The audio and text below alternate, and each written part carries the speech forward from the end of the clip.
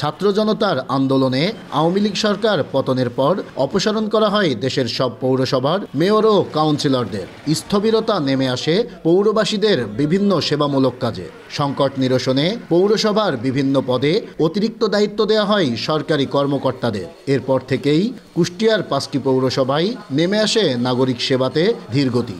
শুরু হয় ভোগান্তি। দীর্ঘ সময় অপেক্ষার পরেও মিলছে না কাঙ্ক্ষিত সেবা। ঘুরতে হচ্ছে দিনের পর দিন। নানান রকম সেবার জন্য আসি, এগুলো হলে মারাত্মকভাবে ব্যাহত হচ্ছে। কারণ আসলে বলে যে এখানে কমিশনার নাই, অমুক ওয়ার্ডের কমিশনার নাই, চেয়ারম্যান নাই।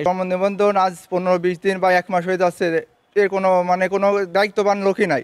আবেদন করার পরে এ ঘর থেকে ও ঘর, ও ঘর থেকে ও ঘর, এইভাবে ঘর থেকে ঘর প্রতিদিনই যেতে যেতে আমাকে এই পর্যন্ত 1.5 মাস অতিবাহিত হতে গেছে। পৌর সেবাই এমন ভোগান্তি লাঘবে সরকারকে দ্রুত সময়ের মধ্যে কার্যকরী পদক্ষেপ নেওয়ার দাবি সুবিধাবঞ্চিত নাগরিক। এই ভোগান্তি থেকে মুক্তি পেতে হলে পারে আমাদের নির্বাচনমুখী হওয়া উচিত। আমাদের জাতীয় নির্বাচন, এই পৌরসভা নির্বাচনগুলো, সব নির্বাচনগুলো দ্রুত সম্পন্ন করা উচিত।